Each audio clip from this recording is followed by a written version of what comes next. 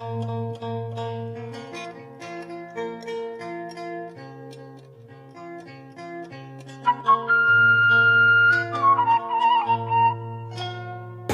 Bu, Assalamualaikum. Waalaikumsalam. Dari mana? Saya dan teman saya dari MTs Negeri 4 Indramayu.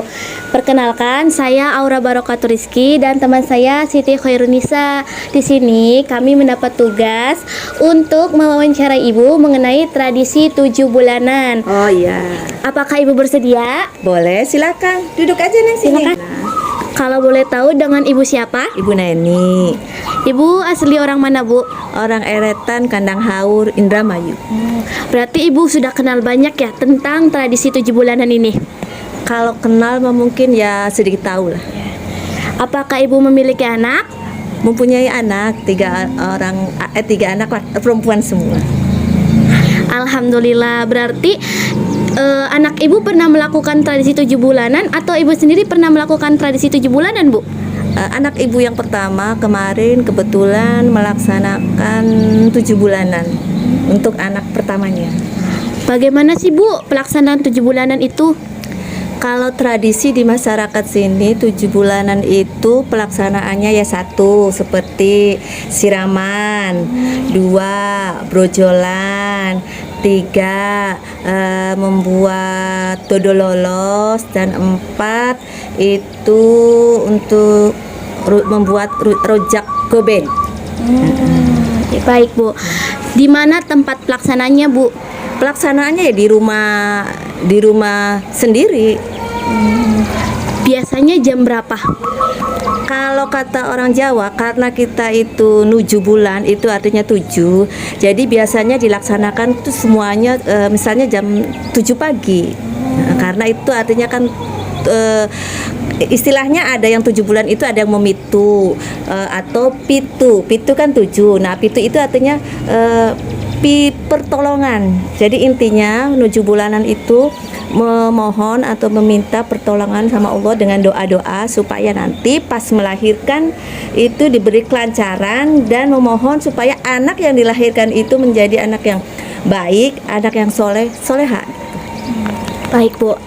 Dengan perkembangan zaman seperti ini, apakah Ibu masih mempercayai adanya tradisi 7 bulanan ini? Masih, karena menurut Ibu selain kita memberitahukan, karena biasanya 7 bulanan itu untuk anak pertama. Satu, memberitahukan pada masyarakat sekitar bahwa di rumah ini ada yang sedang hamil. Kedua, untuk memberikan ucapan terima kasih kita pada masyarakat sekitar dengan memberikan mengundang mereka untuk mendoakan, dan setelah itu kita bagi kue-kue yang kita buat itu. Oh, baik, Bu. Apakah tradisi 7 bulanan cuma untuk anak pertama saja, Bu? Atau anak seterusnya tidak? Kalau 7 bulanan tuh biasanya untuk anak pertama di usia kandungan janin 7 bulan. Untuk anak kedua, ketiga itu biasanya tidak dilaksanakan. Karena kalau anak pertama itu di acara brojoli itu kan tujuannya supaya anak itu lahir sesuai dengan di jalan lahir anaknya. Jadi kalau anak yang kedua, ketiga, karena sudah mempunyai pengalaman si ibu untuk anak pertama, jadi ya tidak dilaksanakan. Tapi kita tetap berdoa, kita tetap mohon pada Allah untuk kelancaran kelahiran, keselamatan ibu dan jabang bayinya, dan tetap mendoakan si bayinya, tetap didoakan untuk menjadi anak yang baik gitu. Oh, baik, Bu. Berarti apa pandangan Ibu mengenai 7 bulanan ini? Pandangan Ibu sangat bagus lah. Satu ya, tadi sudah Ibu jelaskan untuk memberitahukan pada tetangga sekitar bahwa di situ ada ibu hamil. Kedua, kita membagi rezeki sama-sama karena kita bersyukur sudah dipercayai untuk mempunyai anak gitu.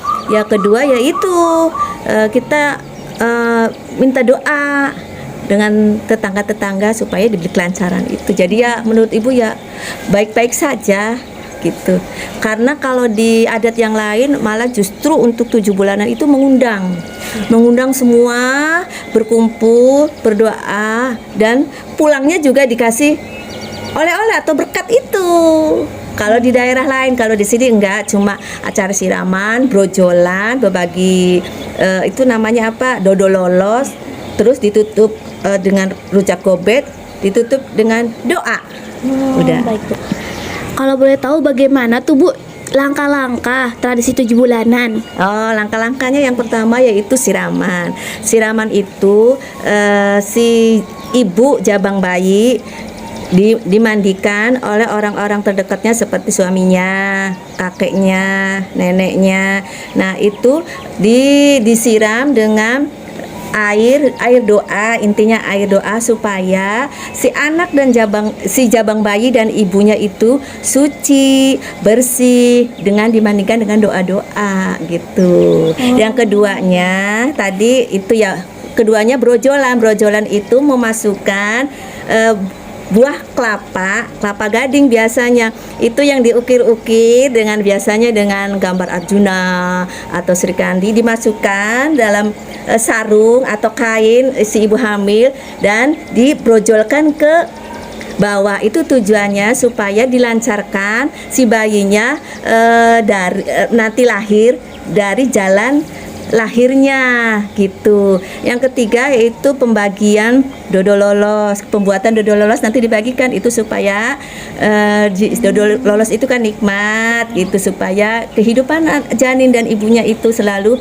menyenangkan gitu. Dan ditutup dengan rujak gobet. Rujak gobet itu tujuannya itu supaya ibu dan anaknya itu mendapatkan rezeki yang banyak, sejahtera ya, untuk kehidupannya kelak. Jadi kan rujak gobet itu bermacam-macam buah-buahan atau buah-buahan yang ditumbuk 7 buah-buahan dengan gula dengan apa hingga manis dan bermacam-macam rasa. Nah, itu harapannya dari orang tua ke anaknya supaya orang tua bisa memberikan kesejahteraan pada anaknya. Itu tujuannya. Ditutup dengan doa-doa. Doa-doa itu biasanya kita meminta doa-doa, atau kita setiap ibu hamil itu membaca doa dalam Al-Qur'an. Biasanya itu ada 7 surat dalam Al-Qur'an seperti surat Yusuf, surat Maryam, surat An-Nur, Yasin, Waqiah dan lain-lain. Ada 7 atau ada yang penting kita baca surat yang ada dalam Al-Qur'an. Begitu, Neng. Kalau menurut Ibu, tapi mungkin kalau versi dari ibu lain atau dari tradisi dari daerah lain beda. Ya mungkin nggak tahu, tapi emang tujuannya sih itu untuk anak supaya untuk si anak lahir nanti dan ibunya melahirkan dengan lancar, dengan selamat, anaknya lahir dengan selamat dan menjadi anak yang pintar, anak yang baik, anak yang soleh kalau laki-laki dan anak soleha kalau perempuan. Itu tujuannya. Baik, Bu, terima kasih sudah memberikan informasi ini kepada kita. Semoga bisa bermanfaat ya, Bu ya. Ya, sama-sama, Ya. Neng. Maaf mengganggu, terima Nggak apa-apa. kasih. Ya, sama-sama. Kami pamit dulu. Assalamualaikum, Bu. Waalaikumsalam. Hati-hati ya. Iya, Bu. Makasih ya, Bu. Ya,